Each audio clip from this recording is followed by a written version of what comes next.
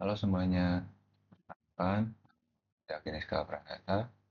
Video kali ini aku akan menjelaskan proyek tarif parkir sederhana dalam praktikum algoritma dan pemrograman dengan dosen pengampu Taufik Cahyo Prayogo STMT. Pada video kali ini kita akan membahas secara lengkap bagaimana cara kerja sebuah sistem parkir otomatis, mulai dari flowchart atau diagram alur, kemudian kita lanjutkan dengan implementasi bahasa pemrogramannya menggunakan Python.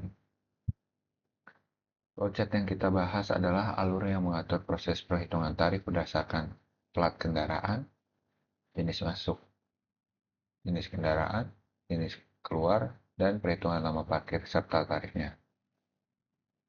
Sistem seperti ini biasanya digunakan di tempat parkir swalayan, kampus, gedung, perkantoran, hingga pusat pembelanjaan.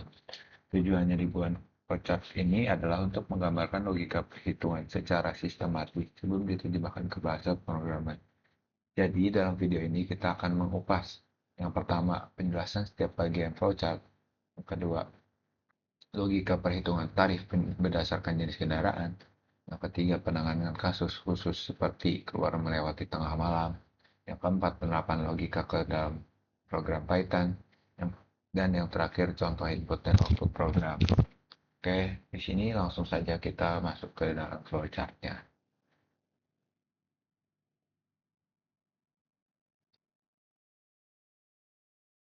Oke, sekarang kita masuk ke pembahasan utama yaitu penjelasan flowchart dari atas sampai bawah. Yang pertama di sini ada start ya. Nah, start ini atau bisa disebut dengan mulai proses. Setiap flowchart selalu diawali dengan simbol terminator start. Artinya sistem mulai melakukan proses dari bagian ini. Fungsinya hanya sebagai titik awal agar pembaca tahu dari mana alur ini akan dimulai. Nah, kedua ini, di room kedua ini ada input plat kendaraan. Ini adalah langkah pertama yang membutuhkan input dari pengguna atau petugas. Sistem meminta plat kendaraan, misalnya seperti plat-plat kendaraan motor atau mobil. Nah, plat kendaraan hanya digunakan sebagai identitas kendaraan, bukan untuk perhitungan tarif. Nah, seperti itu untuk eh, diagram yang keduanya. Nah, yang untuk yang ketiga ini input jenis kendaraan motor atau mobil. Eh, ini tuh eh, untuk menginput yang masuk ke dalam parkir itu motor atau mobil. Nah, flowchartnya hanya mengenali dua jenis, yaitu motor dan mobil. Jenis kendaraan penting karena tarifnya berbeda. Jika pengguna memasukkan salah satu dari dua ini, maka proses akan berjalan normal. Jika pengguna memasukkan jenis lain, misalkan truk, bis, atau tipe seperti motor, maka program akan mengalami itu dengan aturan khusus yang dijelaskan pada bagian bawah flowchart. Nah, yang keempat ini ada input jam masuk.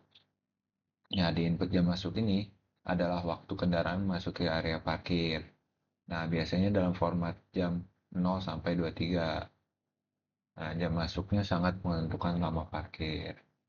Nah, yang keempat ini ada input jam keluar. Ini adalah waktu kendaraan keluar dari area parkir. Masih dalam format 0 sampai 23 jam. Tetapi jam keluar bisa lebih kecil dari jam masuk jika parkir melewati tengah malam. Contohnya jam masuknya 22 jam atau jam 10, jam keluarnya jam 2 malam. Walaupun 2 lebih kecil dari 22, tetapi artinya kendaraan parkir selama 4 jam. Nah, selanjutnya di sini ada hitung lama parkir, jam keluar sampai masuk. Flowchart kemudian masukkan proses perhitungan lama waktu parkir. Jika hasilnya positif, maka perhitungan berjalan normal. Tetapi jika hasilnya nol atau negatif, maka dianggap parkir melewati tengah malam. Nah, untuk kasus negatif, ini ada masuknya jam 8, keluar jam 3. 3 kurangin jam 8 kan berarti jam 8 malam itu 20 ya.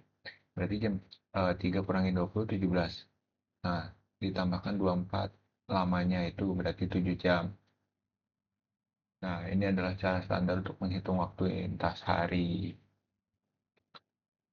Pemilahan berdasarkan jenis kendaraan.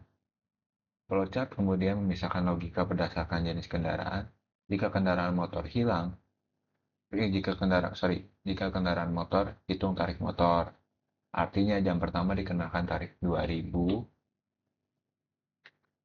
Nah, yang ini guys. Yang kalau untuk motor, jika jam pertama dikenakan tarif tetap Rp2.000, setiap jam selanjutnya dia akan dikenakan biaya segini, Rp1.000 per jam. Seperti itu untuk yang motor. Dan untuk yang mobil, jam pertamanya itu Rp3.000, lalu jam berikutnya itu Rp2.000 per jam. Nah, jika jenis kendaraan tidak dikenali, misalkan sepeda, truk, kereta, nah itu kan menyesuaikan, yaitu tarif default mobil. Artinya sistem memperlakukan kendaraan tidak dikenal sebagai mobil. Mungkin alasannya karena mobil punya tarif lebih tinggi sehingga lebih aman jika ada kesalahan input. Lalu menentukan tarif akhir parkir. Setelah seluruh kondisi selesai, program akan menghasilkan lama parkir, tarif parkir, informasi dasar kendaraan. Ini adalah hitungan pertama dari sistem. Yang terakhir itu cetak struk parkir. Struk berisi yaitu plat kendaraan, jenis kendaraan, jam masuk dan keluar, lama parkir, total tarif. Output ini akan menjadi bukti pembayaran yang biasanya dikasih ke eh, konsumen parkir. Setelah itu proses selesai. Nah, selanjutnya kita akan membahas dalam implementasi program menggunakan bahasa Python.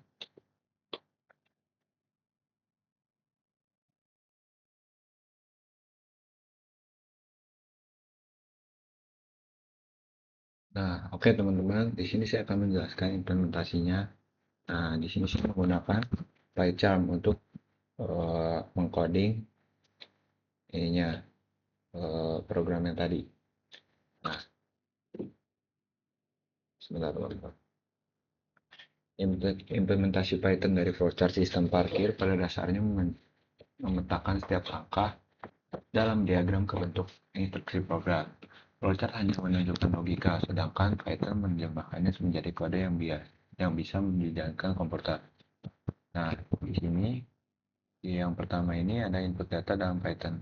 Flowchart dimulai dari proses input plat kendaraan, yang ini ya teman-teman, plat kendaraan, jenis kendaraan, jam masuk, jam keluar. Dalam Python ini dilakukan menggunakan fungsi input. Nah, seperti ini yang saya blok ini ya teman-teman. Nah, ini untuk contoh eh, fungsinya. Setelah itu, di sini ada input ini untuk mengambil data dari keyboard. Ada lower ini untuk memastikan input motor, semua ada input motor yaitu dengan misal input motornya dengan huruf kapital depannya saja atau huruf kapital semuanya atau huruf kecil semuanya. Nah, itu semuanya akan menjadi motor agar tidak error atau tidak kesalahan input. Nah, untuk integer ini itu untuk menggunakan input dari teks menjadi angka supaya bisa dihitung. Nah, ini sesuai flowchart bagian mulai atau sampai input data. Nah, yang kedua ini ada hitung lama parkir.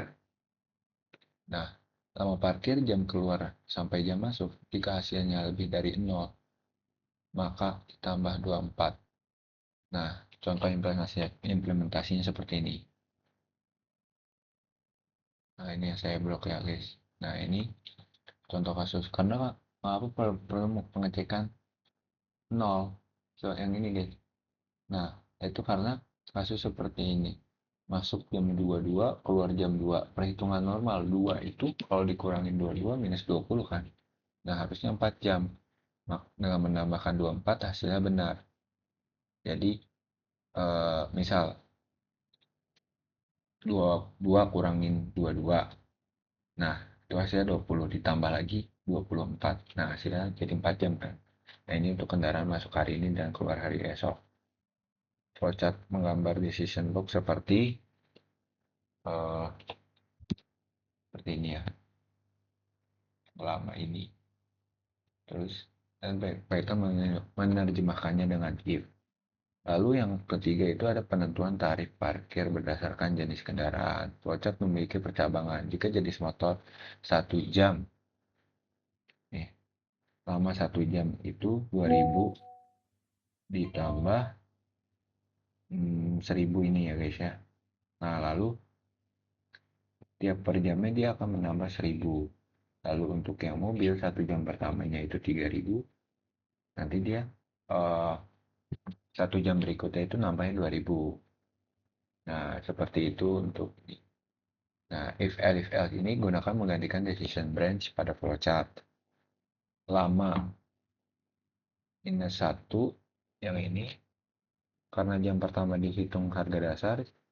Jika jenis kendaraan salah input, program tetap jalan dengan tarif mobil sesuai di upload. Yang ini. Oke. Nah, output programnya itu struk parkir. Flowchart mengarah ke tahap akhir yaitu mencetakan struk. Nah, yang ini ya guys. Sebentar guys. Nah, yang ini sampai sini. Nah, ini tuh untuk sebentar guys.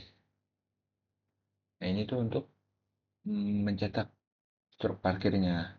Seperti ini template-nya yang saya gunakan. Nah, mengapa implementasi pattern ini sesuai flowchart? Karena setiap kotak proses diterjemahkan menjadi perhitungan pattern. Setiap decision box diterjemahkan sebagai if else, input diterjemahkan dengan fungsi input, output menggunakan print, lalu flow dari atas ke bawah sama dengan urutan eksekusi program. Seperti itu. Oke, mungkin itu yang bisa saya sampaikan pada video kali ini. Kurang lebihnya mohon maaf. Bila itu wassalamualaikum warahmatullahi wabarakatuh.